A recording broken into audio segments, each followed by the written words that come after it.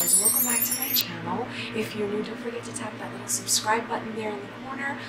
Please thumbs it up, and of course leave a comment, good or bad, all are welcome.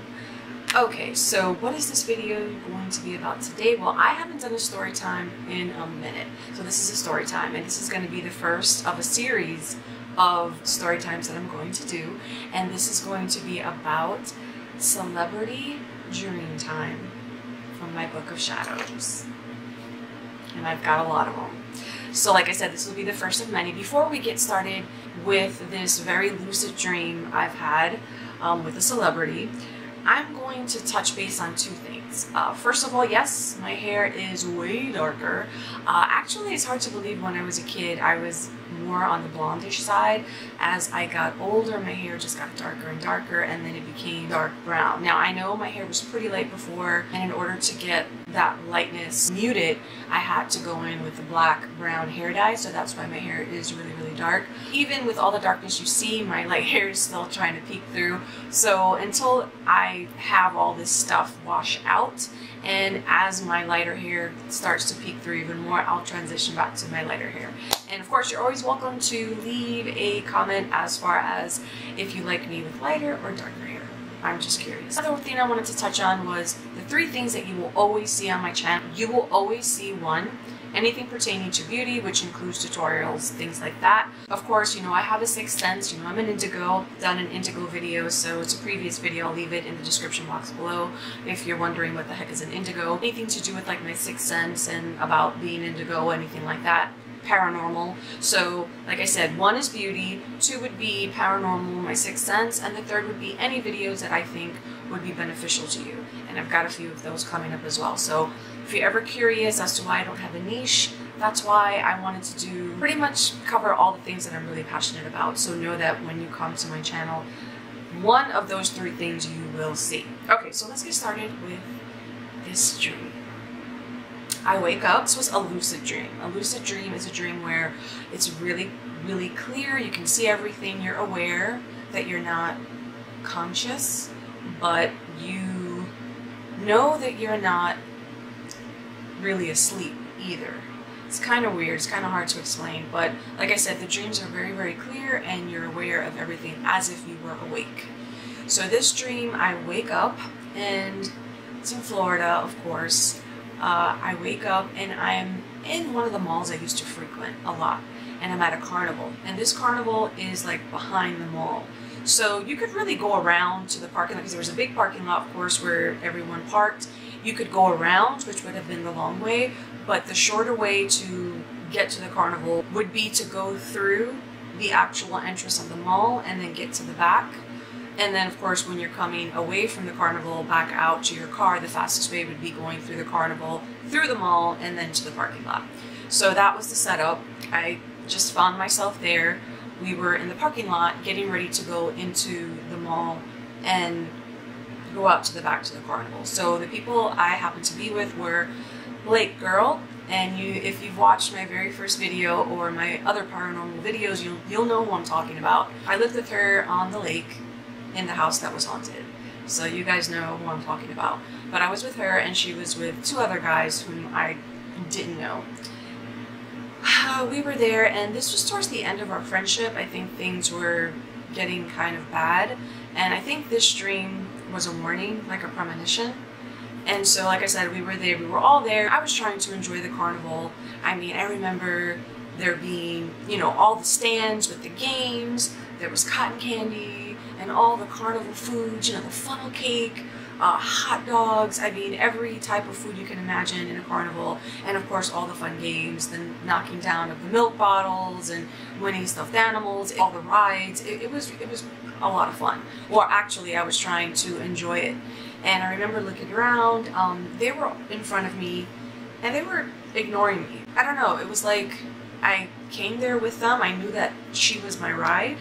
I didn't have any of my personal belongings because they were in the car, and I knew that I was with her because we did everything together.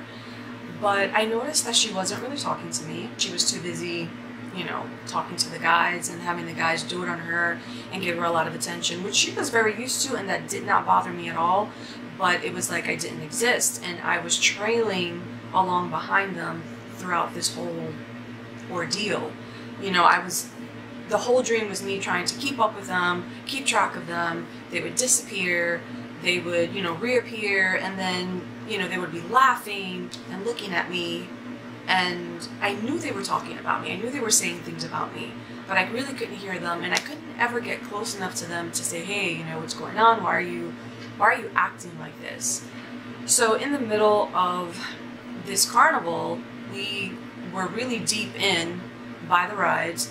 There was an alarm that went off, and they were like, everybody, you know, you've got to evacuate, you've got to get back either to your car, and they were pushing us towards where we entered through the mall. Like I said, you could go around or you can go through the mall, and that area, there was like a fire or something in the area where you could go around and just like skip going through the mall to get to the parking lot. There was a fire there. There was a lot of commotion, like some people were running, some people were walking really fast and trying to get back to the entrance. So again, I didn't know if they had heard the alarm or not. I wasn't with them, I couldn't find them, I lost them. So it was me trying to get through the crowd and over people. People got a little crazy. They knocked over a few booths, and I mean, there was stuff in the way, obstacles. I was going over things and under things and trying to get back to the entrance of the mall. So I did see them. I did eventually see them, and I was calling for them, and I was like, wait for me, wait for me. They looked back and didn't care. Yeah, I can't even explain to you what I was feeling in that dream. I felt abandoned, I was sad, I didn't know whether I wanted to cry or yell or get mad. I was like going through all these emotions. It was just really bad. I felt so horrible, and I was beginning to feel desperate in the dream, because as I was trying to get out as well with everybody else, she was just going farther and farther and farther. And the whole time they were laughing and talking to each other and just looking back at me. And I was like, okay, so I had no choice but to follow, because they were my ride. So when we hit the mall entrance and we got into the mall, we went in, and there was like a long corridor where we had to pass to get to the exit to get to the parking lot. And I just saw her. She nonchalantly just walked out, and I couldn't get to her because there were still a crap load of people between them and me. And I still had a long way to go through the crowd, and I'm screaming, wait, don't leave me, I have my things in your car, I don't have my keys, I don't have my car with me, and I'm pleading with her, and I'm almost in tears. And in the middle of the crowd, guess who I saw? It was Michael Landon. That's right. Those of you who are not familiar with Michael Landon, I know you've had to hear about Little House on the Prairie and Highway to Heaven. Those are the two shows that he's ultra famous for. He worked for years, even as a young man.